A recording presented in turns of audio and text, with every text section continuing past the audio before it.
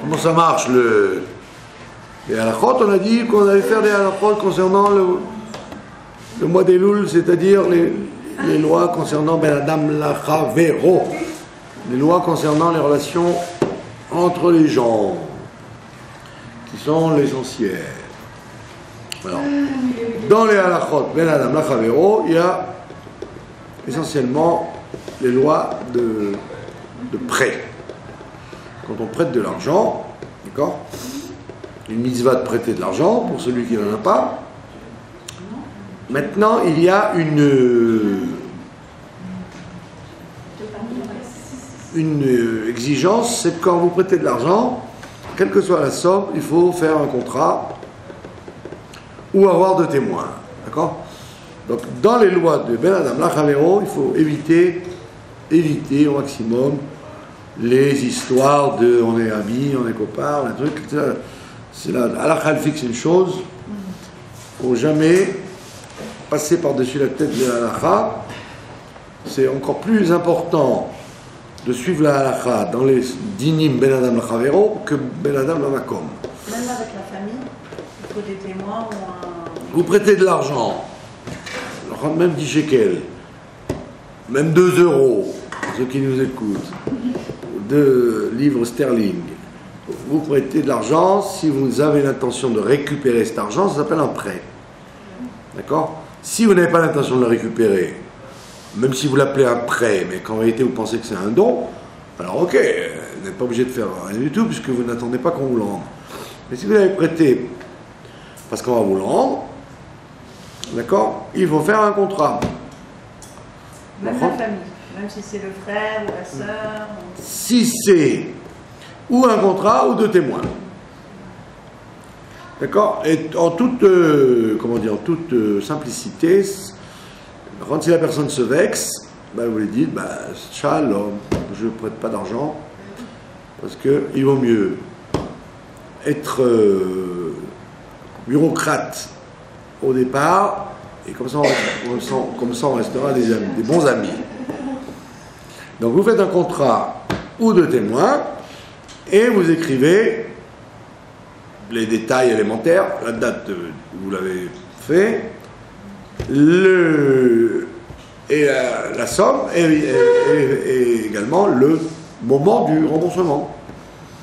Si vous n'écrivez pas le moment du remboursement, c'est au moins un mois. Alors, Stam, alva, shloshim yom. Une alva qui n'est pas précisée, un prêt qu'on n'a pas précisé, c'est au moins un mois. Donc si vous n'écrivez pas la date, la personne elle a au moins un mois, donc même si vous lui avez donné 100 shekels pour un jour, comme vous lui avez pas stipulé que c'était pour un jour, tu me le rends avant Shabbat, vous avez marqué la date de prêt, la date de remboursement. Si vous n'avez pas stipulé, la personne peut, sans vous demander votre avis, rester un mois avant de vous rendre l'argent. D'accord? Ça, c'est le principe de base. Donc, il n'y a aucune honte à ça. C'est comme quelqu'un qui rentre dans votre cuisine et vous lui dit « Sois gentil, le lait, c'est à gauche, la viande, c'est à droite. Je t'en prie, ne mélange pas les verres et les fourchettes. » Et la personne ne va pas se vexer pour ça. Ben, la même chose. Si la personne ne connaît pas les lois du Ben Adam Lachavero, on arrive, on se met devant des très graves problèmes, plus que des problèmes d'argent, des problèmes relationnels, puisqu'on va se fâcher avec la personne pour. Alors que si on avait fait les choses d'après la halakha, on ne se serait pas fâché. Pourquoi? Parce que c'est pas que les gens sont malhonnêtes, c'est que les gens oublient. Surtout qu'en général, quelqu'un a tendance plus facilement à oublier l'argent qu'il emprunte que l'argent qu'il prête. Donc les gens ne sont pas malhonnêtes, c'est que les gens ont pris l'argent, ils ont oublié le cérémonial. Alors que si vous avez un papier, que vous lui montrez devant lui, tiens voilà, le papier il est là, tu signes, voilà, c'est gentil, toda, shalom, vous allez rester en bon terme. Il n'y a pas de bagarre, il n'y a pas de haine, il n'y a pas de rancune. Et vous avez fait ce que la Torah demande. C'est pas que vous avez fait un truc en plus, c'est évident que ça marche comme ça. Et vous voyez bien que la plupart du temps, les histoires qu'il y a entre les gens viennent de fait que on s'arrange, hein. On s'arrange par la suite, hein. On s'arrange jamais par la suite. Les gens oublient et les gens ou ils vont contester la somme, ou la date, ou le lieu. Maintenant, ça c'est pour le prêt. Maintenant, quand vous récupérez votre prêt, quand quelqu'un récupère son argent, d'accord?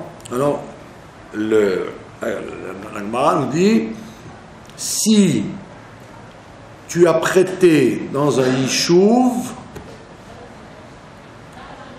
tu dois rendre dans un yishuv. Tu as prêté de l'argent dans un endroit civilisé, tu dois le rendre dans un endroit civilisé. Si tu l'as prêté même dans le désert, tu as le droit de le réclamer dans un yishuv. C'est-à-dire l'emprunteur a toujours le droit, le prêteur, c'est-à-dire le malvé, le prêteur, il a toujours le droit d'exiger dans quel endroit on lui prête l'argent, on lui rend l'argent. D'accord? Donc ça veut dire, si la personne vous voit dans la rue, elle vous voit dans la rue, et qu'elle vous dit, tiens, j'ai oublié, je te rappelle les 100 shekels que je t'ai emprunté, voilà, je te les rends. Si ça vous arrange pas du tout que ce soit dans la rue, parce que soit vous avez peur de les perdre, soit vous avez peur qu'on les vole, ou soit vous n'avez pas de stylo pour écrire que vous avez bien récupéré l'argent, vous pouvez dire non, je ne veux pas maintenant. Mais et que le fait que vous lui disiez je ne veux pas maintenant, ça ne lui donne pas la possibilité de vous repousser à la Saint-Glin-là. Ça veut dire que je ne veux pas maintenant. Maintenant, si vous le voyez 1 heure après dans un endroit fermé, vous lui dites maintenant je les veux. Il ne peut pas vous dire ah ben je les ai plus maintenant. Ah ben je suis désolé, ça ne m'arrangeait pas moi dans le chou, moi je le veux ici. Vous avez compris? Donc vous avez parfaitement le droit de dire tu me le rends pas quand ça t'arrange, tu me le rends quand ça m'arrange. C'est-à-dire où je veux et quand je veux. D'accord? Il y a quelqu'un qui a fait un jour il y a 2 histoires qui sont passées. Quelqu'un il devait de l'argent à une personne, et quand est-ce qu'il a voulu lui rendre? À l'aéroport, quand ils allaient monter dans l'avion. Bon, à ce moment-là, il y avait une interdiction de passer beaucoup d'argent dans les bagages. Donc lui, alors il a dit, il voulait se débarrasser de la dette maintenant, avant de monter dans l'avion. Donc l'autre, il avait le droit de lui dire, pas du tout, j'ai pas envie de les prendre maintenant, j'ai déjà une somme maximale, si je me fais attraper, je vais perdre cet argent, je veux pas. Ça s'appelle pas un yishuv, l'aéroport. D'accord? Donc tu peux lui dire, quand on arrivera à destination, on s'asseyra sur le banc de l'aéroport et là tu me les rendras. Mais avant de monter, je veux pas.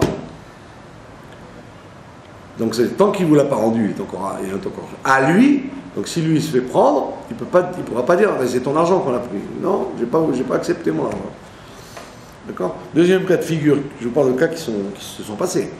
Cas de figure qui s'est passé une autre fois, c'était dans un country club, enfin, une espèce de lieu de vacances où il y avait il y avait beaucoup de touristes et il y avait des vols.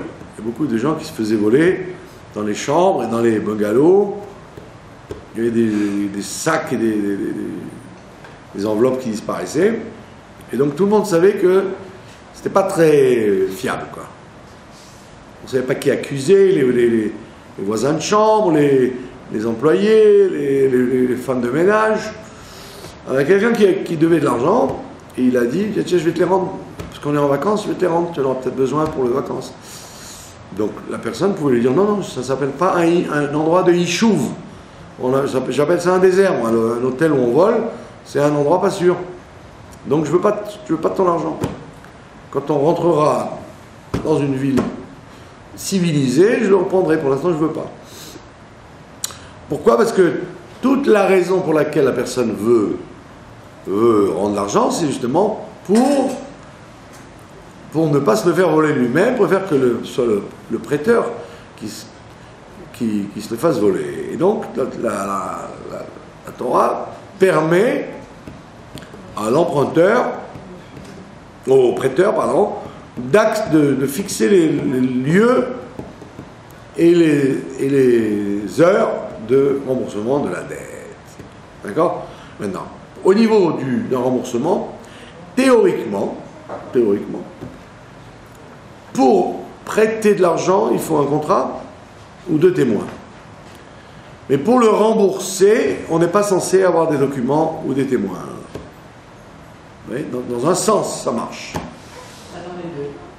Oui, c'est-à-dire que théoriquement, vous êtes obligé, quand vous prêtez, de créer un contrat signé par l'autre, ou de témoins, qui sont neutres, qui ne sont pas des témoins, il faut que vous ayez des témoins cachers. Des témoins cachers, c'est-à-dire des gens qui ne soient pas des voyous, des joueurs de cartes, des gens, comment dire, qui n'ont pas le sens de l'honnêteté dans l'argent. D'accord? Donc vous prenez 2 personnes cachères, mais l'ennui des témoins, c'est que vous n'allez pas toujours revoir ces gens-là, donc le mieux c'est le contrat. Maintenant, pour rendre l'argent, la Torah ne vous oblige pas à rendre. Pourquoi?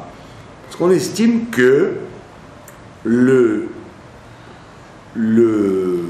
prêteur, il n'aura pas l'aplomb de réclamer une deuxième fois si vous l'avez remboursé. Donc si vous remboursez le contrat, si vous remboursez l'argent, vous me remboursez 100 shekels, on estime que je ne vais pas avoir l'aplomb de vous le réclamer encore une fois alors que je l'ai reçu. Ça, c'est la théorie. Mais dans la pratique, d'accord? Mais dans la pratique, il vaut mieux faire ce qu'on appelle un chauvard, c'est-à-dire un reçu. Même sur un bout de papier minable, vous faites un reçu en disant je t'ai j'ai bien reçu ton remboursement de la somme, partielle ou totale, d'accord? Et comme ça, la personne garde le papier, et donc comme ça, les gens sont couverts. On ne parle pas forcément de malhonnêteté, on parle d'oubli. Très souvent, c'est sur des problèmes d'oubli. Ou alors... Problème d'ignorance aussi. On n'est pas au courant forcément de toutes ces lois. On n'est pas au courant. Quand les gens ont un esprit droit, ils y pensent. Mais comme les gens n'ont pas un esprit droit, et que l'argent est vu dans le monde comme quelque chose de maudit, de quelque chose de bizarre. Alors, vous voyez comment les gens, le rapport que les gens ont avec l'argent, ils appellent ça le pognon, l'oseille. Alors que l'argent, c'est un truc sacré. C'est un sacré, c'est le moyen de relier les êtres humains entre eux. C'est pas une chose, c'est pas une malédiction, l'argent. Pardon? Pourquoi sacré? Oui, sacré, parce que c'est grâce à ça que vous faites toutes les mitzvot. C'est grâce à ça que vous gardez de bonnes relations avec les uns et les autres. C'est le moyen social qui fait que vous êtes relié avec un individu. Quand vous achetez un litre de lait et que vous donnez 5 shekels, ben vous avez fait un acte sacré. Vous avez pris un produit, vous l'avez payé. Vous ne l'avez pas volé, on ne vous l'a pas donné de mauvais gré. Donc il y a en vérité un aspect sacré dans l'argent. Seulement, dans la civilisation occidentale, c'est vu comme quelque chose de lié avec la malhonnêteté, avec le profit, vous voyez? Ouais, les riches, il faut les pendre. Les aristocrates, on les pendra, d'accord? Donc on voit bien que c'est un truc qui est ancré chez les individus, que l'argent a quelque chose de pas noble. D'accord? Alors que l'argent est quelque chose de très noble. Donc c'est pour ça qu'il faut, et comme il est l'origine de la plupart des guerres et des querelles. Alors il vaut mieux, justement, l'esprit droit vous dira qu'il n'y a rien de mal à ça, que si j'ai... Comme quand vous entrez dans un magasin où vous pouvez exiger le reçu de l'objet que vous avez acheté, il n'y a pas de honte à ça. De la même chose, quand vous avez prêté un objet ou de l'argent, il n'y a pas seulement il n'y a pas de honte à exiger un contrat, mais il y a une mitzvah. Ben Adam, la chavéron entre les êtres humains, pour que les relations restent bien. Troisième aspect, c'est ce qu'on appelle la chavérout. Dans la halakha, il y a dans la société, il y a deux sortes de gens. Il y a le peuple et il y a le chaver, celui qui est chaver. Qu'est-ce que c'est un chaver? C'est quelqu'un qui ne laisse jamais traîner une dette ou une relation financière qui n'est pas claire pour lui et ses héritiers. On appelle ça un chaver. Un homme de parole. Non, chaver, ça veut dire quelqu'un qui a des relations qui sont spécifiées. Elles sont toujours spécifiées. Et donc, le chaver, il est loué dans la Torah parce que un chaver, c'est quelqu'un qui, s'il meurt à 10 heures, s'il est mort à 10 heures du matin, ben vous êtes sûr qu'il a tous ses papiers réglés. Donc quand vous allez fouiller dans ses papiers, vérifier tous les papiers après son décès, tout va être clair. Donc par exemple, si quelqu'un lui a remboursé une dette, un chaver, il s'est empressé de jeter la reconnaissance de dette. Il ne la garde pas chez lui. De peur qu'il lui arrive quelque chose et que son fils ou sa femme va ouvrir un tiroir, elle va dire bah tiens, mais il y a M. Cohen qui devait 10 000 shekels à mon mari, je ne savais pas. Bah tiens, je vais pouvoir aller lui réclamer. Je vais dire bah maintenant qu'il est parti, vous me les donnez à moi. Donc un chaver, c'est quelqu'un qui, dans l'heure où il a reçu ses 10 000 shekels, autour de près, il a jeté le papier, il a fait disparaître, il a déchiré en 1000 morceaux le papier.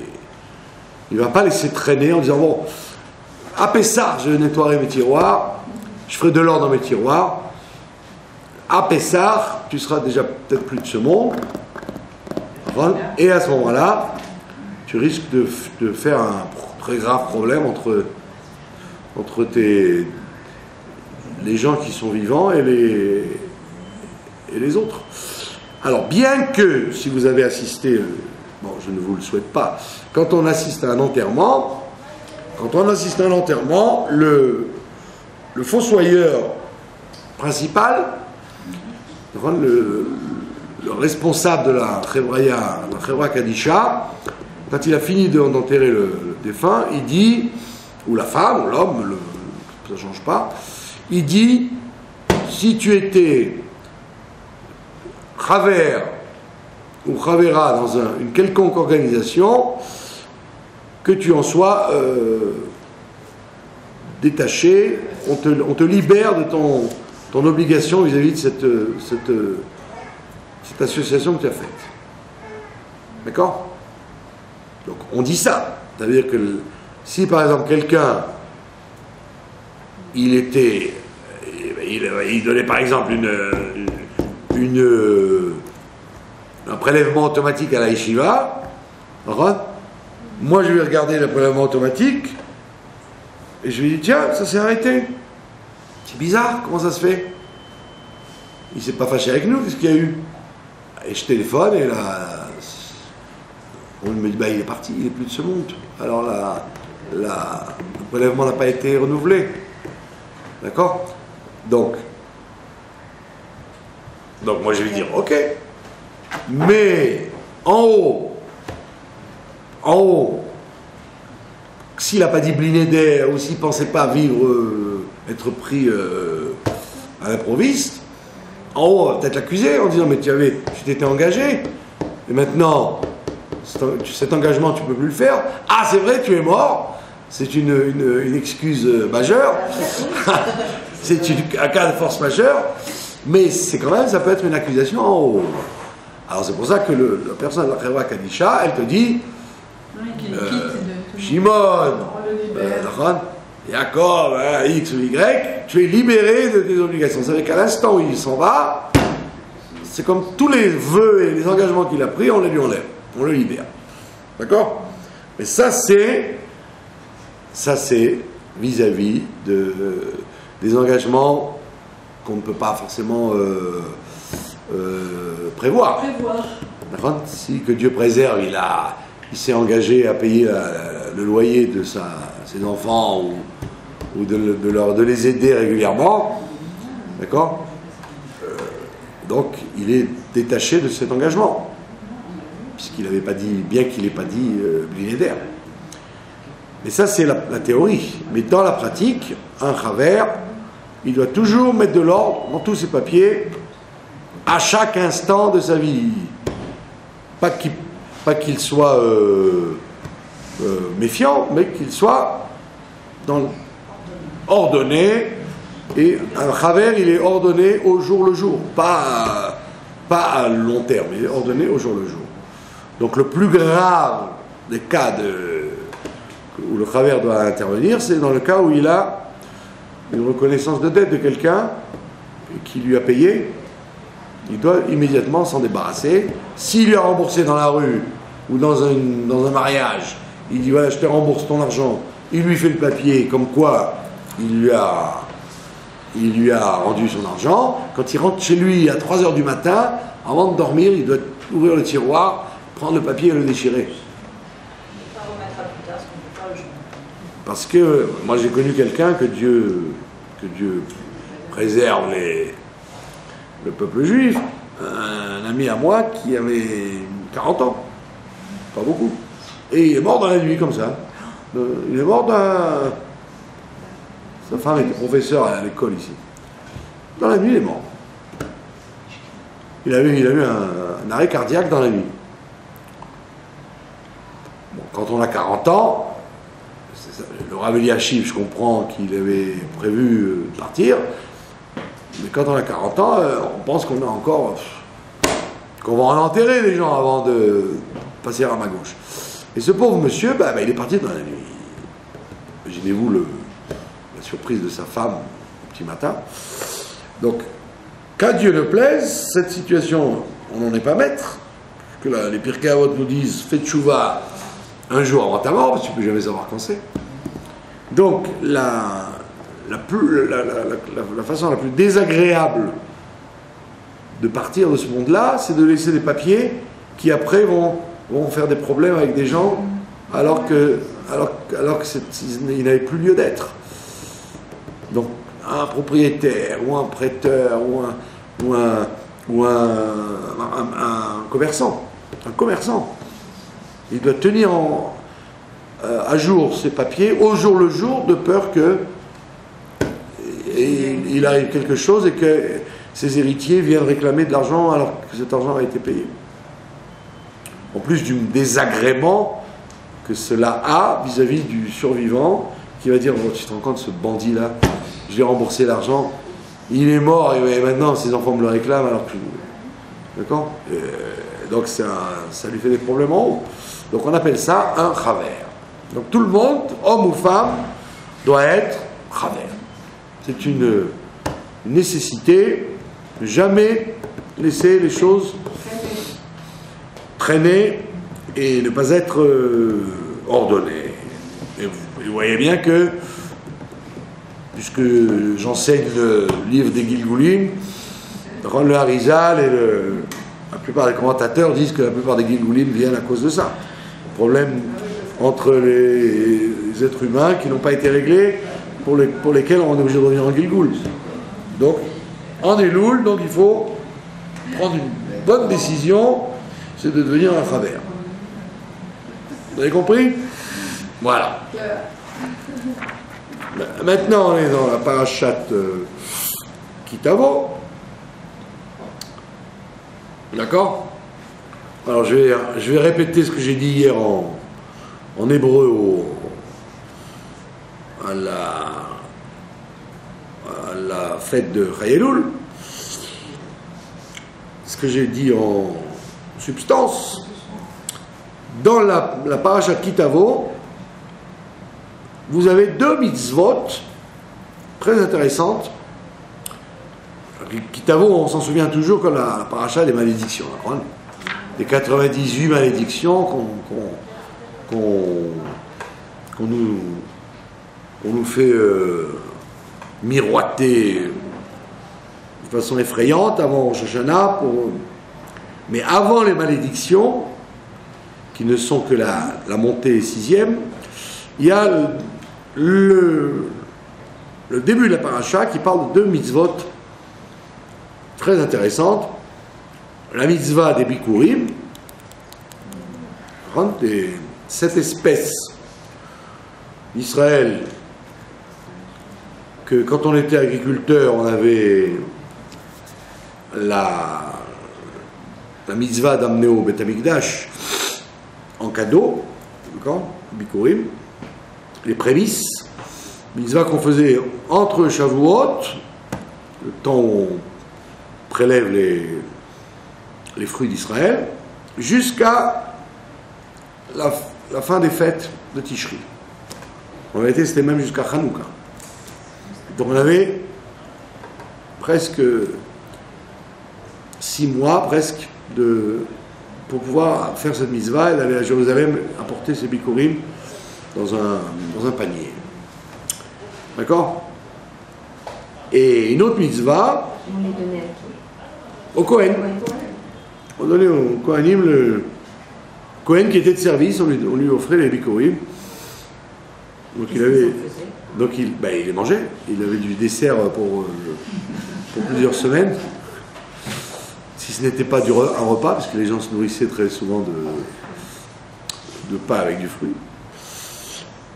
Et deuxième mitzvah, c'est la mitzvah de Maaser. Le prélèvement du Maaser. Quand on avait le 10e de ces récoltes, alors on devait également manger cette récolte, ou l'équivalent de cette récolte, à Jérusalem, et on la mange. Celle-là, on mangeait cette récolte avec sa famille et les pauvres qu'on associait à ses repas. Donc ces deux mitzvot-là, mitzvah Bikurim et mitzvah Maaser, elles sont accompagnées d'un vidouille. Un vidouille, d'accord? Alors, la Torah vous raconte ce qu'il fallait faire. Il fallait aller au Beth Amikdash et avec son panier, et vous deviez dire,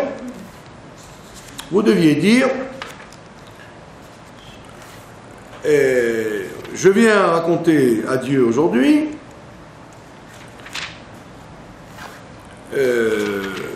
ce qu'il m'a donné, la bracha qu'il m'a donné de ses fruits, et alors on raconte, et on dit voilà, Arami, Oved Avi, on commence à raconter l'histoire que Arami, Oved Avi, Lavan, l'araméen, il a voulu tuer mon père, mon ancêtre, Jacob, et il n'a pas réussi, et après on est descendu en Égypte, d'accord? Et après, nous sommes devenus un grand peuple, et après on est sorti d'Égypte, et après on est arrivé dans la terre d'Israël, et aujourd'hui, moi je viens et j'emmène les fruits dont l'Éternel m'a gratifié sur la terre que j'ai eue de mes ancêtres. Cette formule d'ailleurs, on la répète, on la raconte à la Haggadah de Pessah. On dit ça le soir de la Gada. Dans la Gada Pessah, on dit ça. On commence la Gada avec ça. Arami, Ovedavi. Arami, il m'a fait ça et on est arrivé en Égypte. Mais là, là-bas, on ne parle pas de Bikurim, on parle que de la sortie d'Égypte. Alors que là, on continue. Et ça s'appelle Vidouille à Bikurim. Alors, au temps du Beth Amikdash, c'est la confession des Bikurim. Au temps du Beth Amikdash,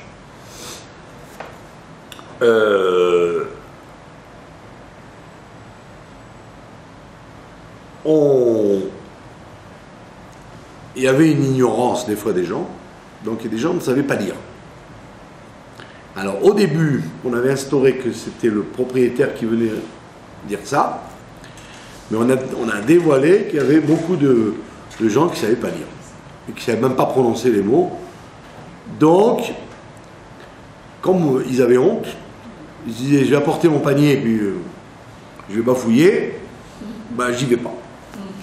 Donc, les Chachamim, ils ont décidé, à l'époque, ils ont dit, que tu sois un Chacham, qui sait lire et qui connaît les versets par cœur, ou que tu sois un analphabète, c'est quelqu'un qui répétait à sa place.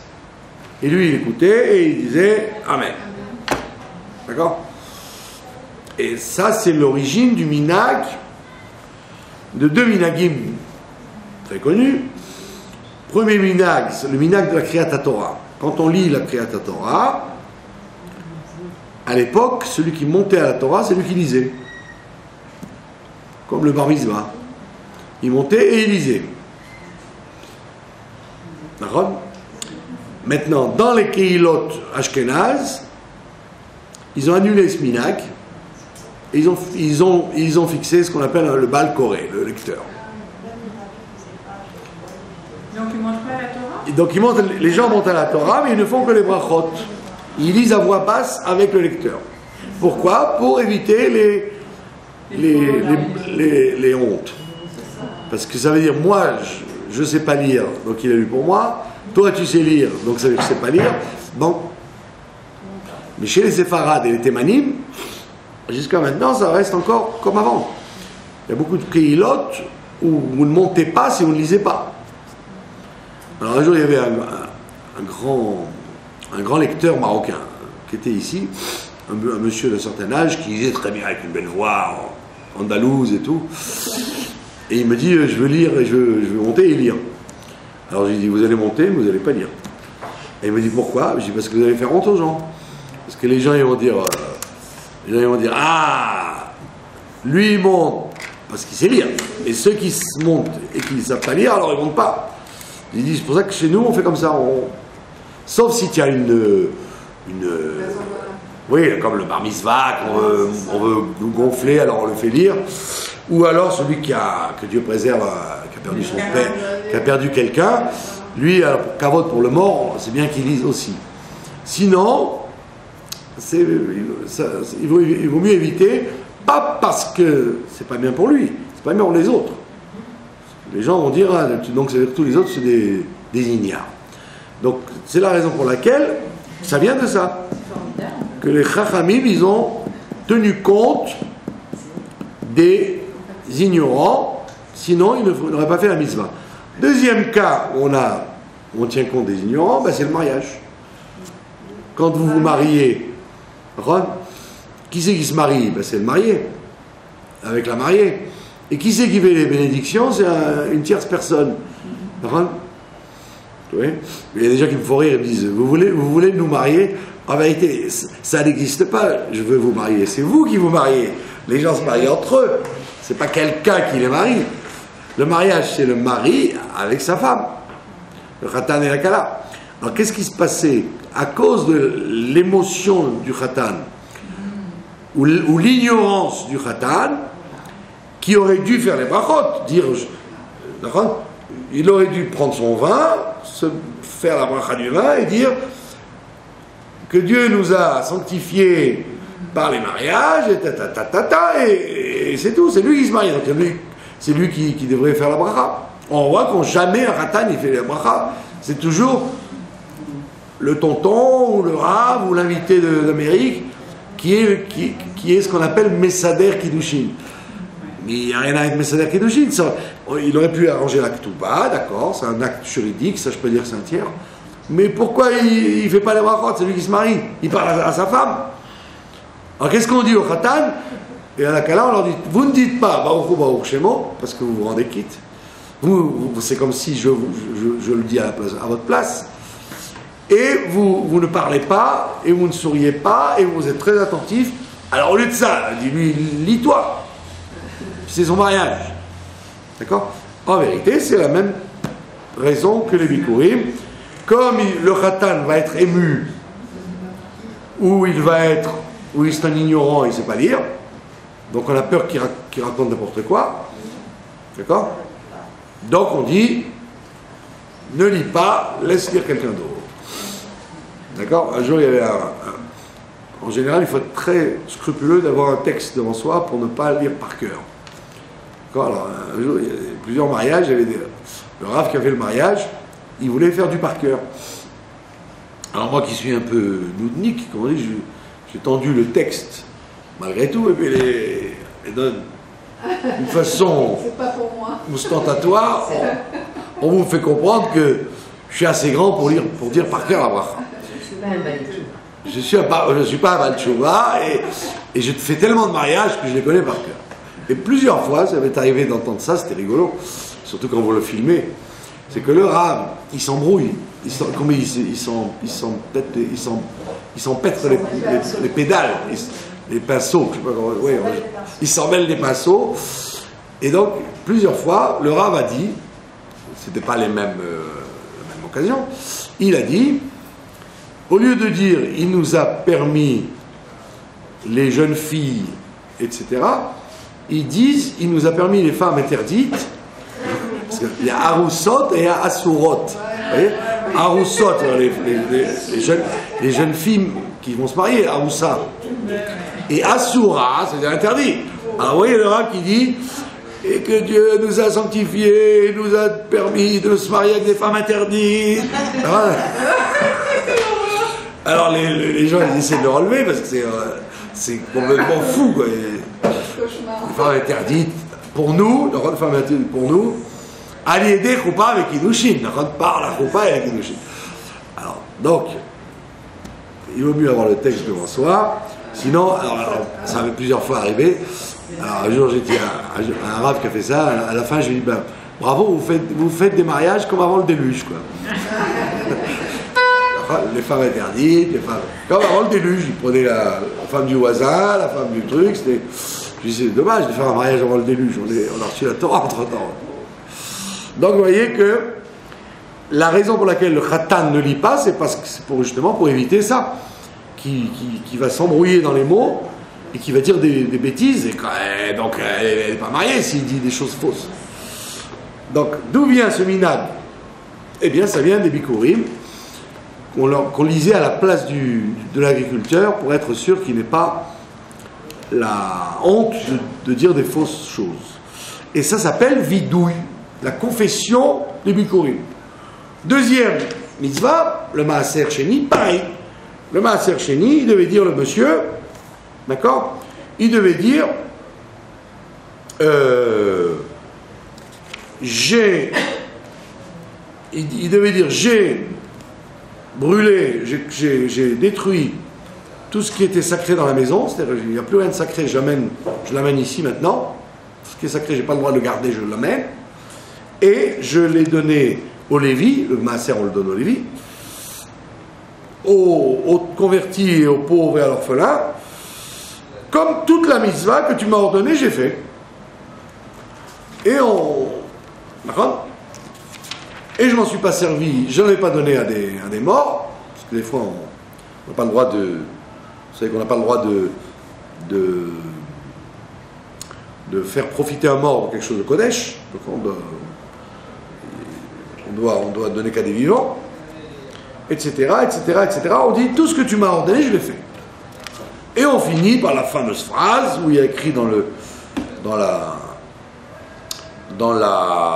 Shulchan Aruch qu'il faut lever la voix et il faut dire Ashkifa mimon kochecha, et donc regarde de ton sanctuaire d'en haut, du ciel, et bénis ton peuple Israël sur la terre qu'il a reçue et que tu avais promise à ses ancêtres, la terre où coule le lait et le miel. Et ça s'appelle vidouille maaser. Il doit confesser ces deux choses-là. Donc on appelle ça vidouille bikurim et vidouille maaser. Les commentateurs s'interrogent. Quand vous êtes au mois des Louls, vous entendez le mot vidouille, ça vous suggère quoi le mot vidouille? Ben, ça vous suggère Hacham, nous, Bagad, nous, Gazan, nous, j'ai fauté, j'ai fait ça, le vidouille, la confession, ça suggère toujours la confession des fautes. D'accord? Puis, on vous amène deux discours que vous faites au Beth Amikdash et qui sont au contraire, qui sont très flatteurs. Vous dites, j'ai fait toutes les mitzvot comme il faut, et donc tu vas nous faire une bénédiction, et je suis fier de te dire que tout ce que tu m'as demandé, je l'ai fait. Et l'autre aussi. Je suis fier de te dire que, bien que Lavan a voulu tuer mon ancêtre, et on est descendu en Égypte, on a gagné tout le monde, et voilà, j'amène des bikurim aujourd'hui. Donc on dit, c'est bizarre que ça s'appelle des vidouilles. Des vidouilles, mais en quoi il y a une confession quelconque de faute? Il n'y a rien de faute. Au contraire, c'est pas seulement qu'on ne confesse pas des fautes, on se flatte d'avoir eu la bracha de Dieu qui nous permet d'être riches et d'amener des choses au Beth Amikdash. Surtout que vous connaissez le Midrash. Vous n'êtes pas sans ignorer le Midrash qui pose une question. Le Midrash raconte que comment fait-on la mitzvah de Bikurim? On dit, tu descends dans un champ, dans ton champ, tu vois une belle figue, tu accroches un fil d'osier pour dire celle-là je l'amènerai au Beth Amikdash. Et tu descends dans ton champ, tu vois un beau grenadier, tu repères une belle grenade, tu mets un fil et tu dis celle-là je l'amènerai au d'accord? Les commentateurs demandent pourquoi ce Midrash cite la grenade et la figue. D'accord? La grenade et la figue.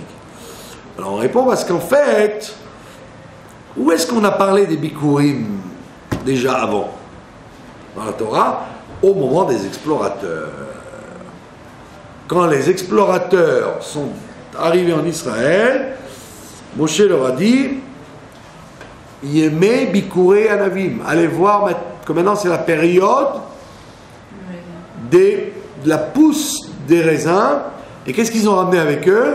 Des raisins, une figue et une grenade. Donc la mitzvah de Bikurim, c'est le tikkun. On répare le refus des explorateurs de rentrer en Israël. En disant, les explorateurs, pourquoi c'était grave ce qu'ils ont fait? C'est parce que justement, on ne les amenait pas à la guillotine, on les amenait devant la bracha. Et ils ont refusé la bracha. Parce que si vous imaginez qu'une grenade et une figue au Beth Amikdash, vous direz, mais c'est un peu ridicule. C'est quoi ce plateau-là? C'est un truc de Pourim, là. Il y a la grenade, la figue, et une petite bouteille de vin. C'est ridicule, c'est pas un cadeau, ça, au Beth Amikdash. Il dit non, parce que n'oublie pas qu'on est au Beth Amikdash, et à ce moment-là, les figues, elles sont comme ça, et les grenades, elles sont comme ça. Donc il suffisait qu'il offre une grenade ou une figue au Beth Amikdash pour que ce soit un panier de 200 kilos qu'il avait devant lui. Donc en fait, vous voyez que le Kohen qui gagnait ça, quand il rentrait chez lui, la Gemara nous raconte que les gens, avec une date, ils se nourrissaient plusieurs jours. Il a coupé en tranches. Comme vous avez remarqué dans le chouk, vous avez des fois des citrouilles de 100 kilos. D'accord? Donc les gens avaient des fruits tellement pleins qu'ils se coupaient des quartiers de dattes Et ils nourrissaient toute la famille avec ça pendant des semaines. Tellement c'était copieux. C'est extraordinaire. D'accord? Donc, Et pourquoi qu'aujourd'hui il n'y a pas ça? Ben, vous voyez que ça remonte. Parce qu'on a dégénéré. Oui, depuis que le temple a été détruit et qu'on est parti en galoute, les fruits ont descendu, le goût des fruits ont descendu, après, ça a périclité diminué, à tel point qu'après la terre est devenue déserte. Vous voyez bien que les croisés, par exemple, pourquoi ils sont partis d'Israël? Parce qu'ils mouraient de faim. Ils ne savaient pas cultiver la terre, ils ne pouvaient rien faire. Tous les peuples qui sont venus ici, ils étaient dans la misère la plus absolue, il n'y avait rien à faire. Il n'y a que quand les Juifs sont retournés il y a 100 ans que la terre retrouve son vrai propriétaire. Et donc vous voyez que chaque année, vous voyez les fruits de plus en plus gros. Ça, on remonte. Jusqu'à ce qu'on arrive à, effectivement, à ce que vous achèterez une date, il vous faudra 400 personnes pour la manger. Donc on voit bien que le bonhomme, il vient avec ses bikurim et il dit, regarde la bracha que j'ai. Ça veut dire que je suis je suis fier de moi, j'ai fait comme il faut, tu m'as récompensé et je viens te le raconter. Je viens te le... Te la réclamer? Non, te déclamer que je suis extraordinaire. J'ai une bénédiction extraordinaire. Donc on demande ces deux choses-là, le maaser et les bikurim, pourquoi ça s'appelle vidouille? Ça paraît contradictoire. Tu confesses quoi? Qu'est-ce que tu confesses? Il n'y a rien à confesser, comment on dit ça? Au contraire, tu te flattes que Dieu t'a donné la bracha parce que tu t'es bien comporté et tu as fait tout ce qu'il faut. C'était pas pour remercier. C'est pour remercier. Tu viens remercier Dieu en lui disant tu es impeccable avec moi et je suis impeccable avec toi. On est extraordinaires tous les deux. Donc de là on apprend quoi? Et c'est pour ça que la paracha de Kitavo tombe toujours, Chayeloul tombe toujours Kitavo. C'est que dans l'optique du judaïsme classique, Elul c'est un mois de terreur, vous voyez, c'est Oili, Elul Rachetevot, Oili, Oilecha. Malheur à toi, malheur à moi. D'accord? Or la Chassidoute, elle vous dit pas du tout. Pas du tout. Le mois d'Elul, c'est le mois, comme on dit, le Dodi. Je suis proche de mon bien-aimé. Donc on parle d'un bien-aimé, on ne parle pas d'un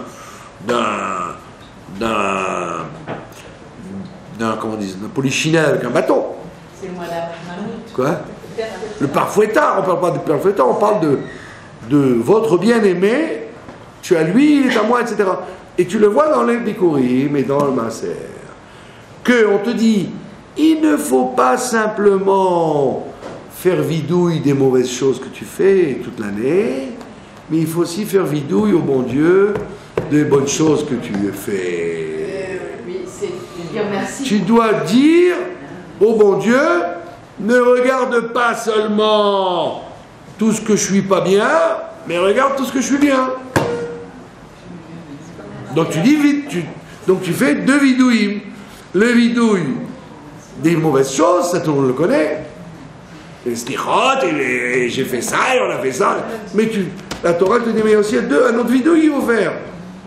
Le vidouille des bonnes choses que tu fais toute l'année. Et celle-là aussi, elle rentre dans le compte. Tu n'as pas le droit de ne voir que ce que tu fais de désobéissance à Dieu. Regarde les choses où comme tu es comme il faut, Dieu t'a récompensé. C'est un peu comme Ismaël. Donc le vidouille, c'est pas, dans ce moment-là, le vidouille n'est pas un constat de petitesse de l'homme, il est au contraire un constat de grandeur de l'homme. On montre la grandeur de l'homme puisque il peut être proche de Dieu à tout moment. C'est comme le rapport avec le mari et la femme. Voilà, c'est le rapport. Dieu, Voilà, c'est pour ça qu'on dit le Dodi, je suis mon bien-aimé, c'est un rapport de respect et et de comment on dit ça, de proximité par rapport de avec tout ce que j'ai fait de mal, il va me taper dessus. C'est vrai qu'avec ce que tu as fait de mal, il va te taper dessus si tu ne fais pas de tchouva, mais la porte elle est ouverte à tout moment pour faire tchouva. Et d'un autre côté, ne regarde pas que ce qui va te taper dessus. Regarde tout ce que tu as fait de bien et qui va rentrer en considération dans le jour du jugement. C'est un rapport de reconnaissance. Non. La reconnaissance, elle vient de surcroît, puisque tu dis le fait d'aller au Beth Amikdash, c'est-à-dire être reconnaissant. Mais la reconnaissance, elle est liée avec un sentiment que je ne suis pas si nul que ça, quoi. Et donc, et ça, c'est le Baal Shem Tov et le Morazaken qui l'ont intégré dans le Ham Israël pour compenser un peu le côté effrayant du mois des Louls qu'il y avait jusque-là. Et on vous dit, voilà, la preuve en est dans la paracha elle-même, que ne regarde pas que les malédictions qu'il va y avoir à la suite, mais regarde le début. Que le début, c'est un constat de bénédiction que tu as eu, et tu les as eu parce que tu t'es comporté comme il faut. Tu t'es dit, j'ai fait tout ce que tu m'as dit de faire. Donc, et c'est pour ça que la Chassidut dit que le mois des Louls, c'est le mois du bilan. Quand on dit faire le bilan, il n'y a pas que des ratages dans le bilan. Il y a aussi des bonnes affaires qu'on a réussi à contracter pendant toute l'année.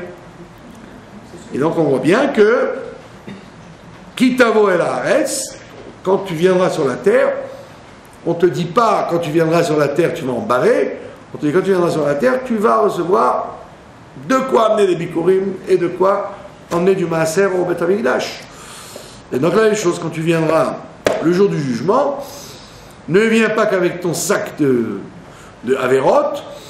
Les Averot, ça tu sauras t'en occuper, mais viens avec ton sac de mitzvot et présente-les à Dieu en disant ben regarde que nous ne sommes pas si mal que ça. Ashkifa Mimon Kosher, regarde d'en haut et bénis ton peuple. C'est-à-dire qu'on voit bien qu'on est dans le positivisme et non pas dans le regard inquiet du juif devant le mois des Louls, mais c'est un regard très équilibré.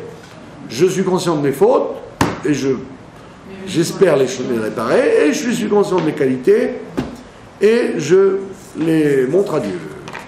Voilà, donc il faut donc voir toutes nos qualités, et nous féliciter, et pas toujours taper dessus en disant nous ne valons rien et nous sommes des bons à rien et des impotents et des ventripotents.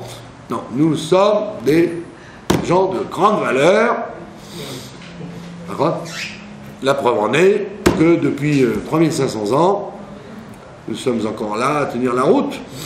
Donc nous demandons à notre bien-aimé d'avoir la gentillesse de respecter le contrat qu'il a passé avec nous, de nous envoyer immédiatement la délivrance par le Mashiach Tzidkenu. Voilà. Bravo de votre attention. Mais vous savez que maintenant, vous allez au côté pour les 30, mais c'est la